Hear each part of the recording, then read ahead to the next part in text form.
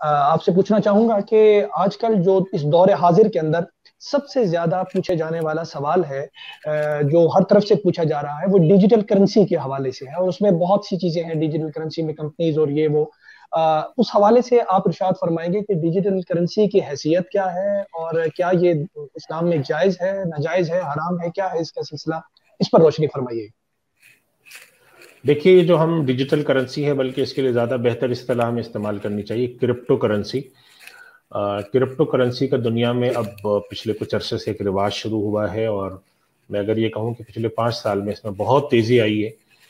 اور نہ صرف یہ کہ کرپٹو کرنسی، بلکہ کرنسی کے علاوہ کرپٹو ایسٹ کا ایک تصور آیا ہے۔ ابھی ہم سردست کرپٹو کرنسی پہ بات کرتے ہیں۔ کرپٹو کرنسی کا تصور صرف اتنا ہے کہ کچھ لوگ، کچھ ادارے، حکومت نہیں، کچھ لوگ اور کچھ ادارے یا لوگوں کا ایک گروہ یا مجموعہ کسی طرح کی کرنسی کو رواج دیں، اور وہ یہ کہیں کہ ہم آپس میں یہ کرنسی بنا رہے ہیں۔ اس کی پہلے چھوٹی سی مثال دوں، اس کے بعد اس کی وضاحت کرتا ہوں۔ یعنی فرض کر لیں کہ اگر 100 لوگ آپس میں مل کر کاغذ کے ایک ٹکڑے، خاص طرح کے خاص رنگ کے ٹکڑے کاٹیں، مثال کے طور پہ 2x2 انچ کے ٹکڑے کاٹ کر وہ کہیں کہ یہ ہم اب ایک دوسرے کے لیے کرنسی کی حیثیت میں استعمال کریں گے۔ اب حقیقت تو یہ ہے کہ اس کے اندر کوئی ویلیو تو نہیں ہے، لیکن اگر وہ آپس میں ایگری کر جاتے ہیں تو اس کا کیا اسٹیٹس ہوگا؟ تو ڈیجیٹل جو کرنسی ہوتی ہے یا کرپٹو کرنسی ہوتی ہے، وہ بجائے کاغذ پہ ہونے کے وہ کمپیوٹر کے اندر ہوتی ہے اور سسٹم میں ہوتی ہے، اور وہ ڈیجٹ کی شکل میں ہوتی ہے۔ اور اگرچہ تصویر جب ہم دیکھتے ہیں بٹ کوائن کی تو ایک بہت ہی گولڈن قسم کا ایک سکہ نظر آ رہا ہوتا ہے، مگر عملی طور پر کوئی سکہ نہیں ہوتا۔ تو ہمارے سامنے سوال آیا ہے، 2 باتیں ہمارے سامنے آئی ہیں۔ پہلی بات تو یہ ہے کہ اگر کچھ لوگوں نے، کچھ افراد نے مل کر لین دین کے لیے ایک ایسی کرنسی وضع کر لی ہے جو کہ کمپیوٹر سسٹم کے اندر سیو ہوتی ہے، وہ ہمارے پاس جو بلاک چین کا تصور ہے کرپٹو ایسٹ میں، اسی کے اندر ہوتی ہے سیو،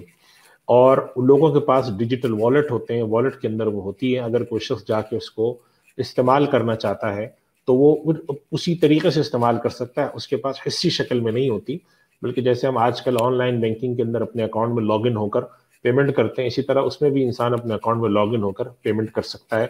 اور اگر کہیں پر جا کے اس کو انکیش کرانا چاہتا ہے تو اس کی صورت یہ ہو سکتی ہے کہ وہ جا کر اس کرنسی کو ڈالر میں چینج کر لے، یا پاکستان میں اگر قانونی ہو جائے تو پاکستانی روپی میں چینج کر لے۔ تو یہ ایک تصور ہے۔ اب اس کے اوپر کافی ڈیبیٹ ہے، اور فقہی نقطہ نظر سے اس پہ جو سوالات ہیں وہ بنیادی طور پہ 2 سوال ہیں۔ ایک سوال تو یہ ہے کہ حقیقت تو یہ ہے کہ یہ جو نمبر ہوتے ہیں یہ صرف کمپیوٹر میں ہوتے ہیں۔ اگر یہ نمبر ہوں، یا اگر فرض کر لیں کہ کاغذ کے ایک چھوٹے سے ٹکڑے کو کچھ لوگوں نے کرنسی بنا لیا، تو اس کی ذاتی طور پر کوئی حیثیت نہیں ہوتی، ذاتی قدر تو نہیں ہوتی، یعنی جسے ہم کہتے ہیں انٹرنسک ویلیو نہیں ہوتی، تو اس کو کرنسی بنانا شرعاً کیا حکم رکھتا ہے؟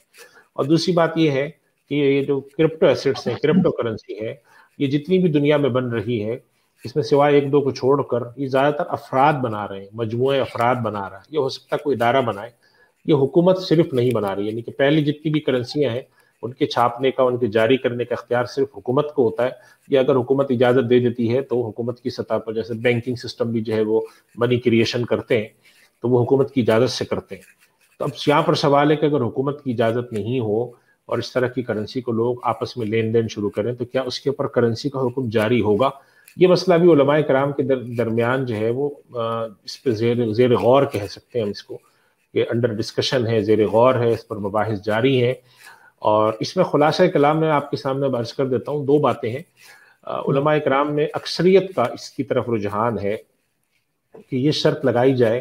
کہ اگر حکومت اس کرنسی کو خود جاری نہیں بھی کرتی تو حکومت کی کوئی نگرانی، یا حکومت کی طرف سے جسے ہم کہتے ہیں اس کے تسلیم کرنے کا، ریکگنائز کرنے کا اور اس کو اتھرائز کرنے کا کوئی تصور ہو۔ اگر ایک آدمی اٹھتا ہے، وہ کہتا ہے کہ جی میں ایک کرنسی لے کر آیا ہوں، فرض کر لیں کہ میں اٹھ کر اعلان کر دیتا ہوں کہ میں ایک کرنسی لایا ہوں ڈیجیٹل، اور اس کا نام ہے ارشاد کرنسی،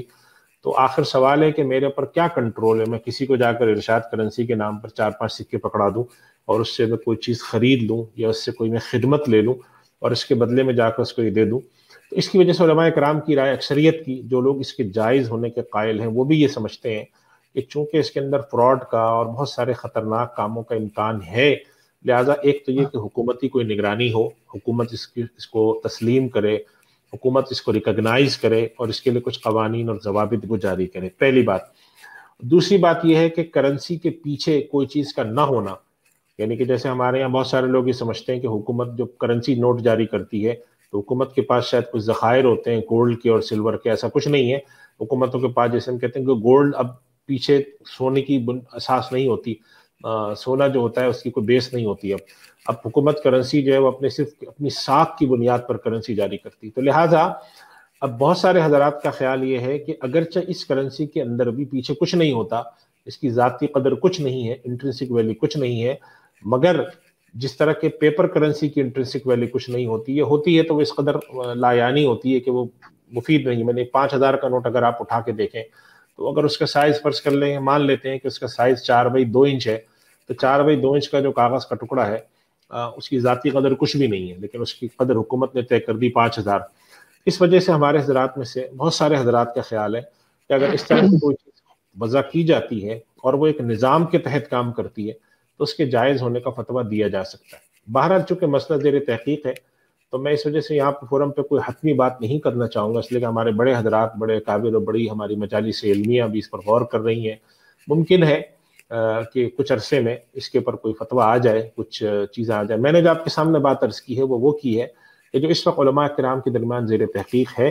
اور اس کے اندر علماء کرام اس رائے کو رکھتے ہیں. تو یہ خلاصہ کلام ہے جس کے بارے میں. آخری بات جو میں اس نقطے سے عرض کر دوں کہ پاکستان کے اندر حکومت پاکستان کے قوانین میں ابھی اس کی کوئی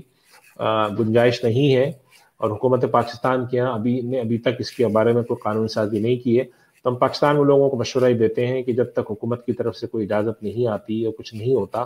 آپ اس طرح کے معاملات میں توقف کریں تو زیادہ بہتر ہے, چونکہ جب تک کہ کوئی قانون موجود نہ ہو تو اس کا مشورہ دینا مناسب معلوم نہیں ہوتا.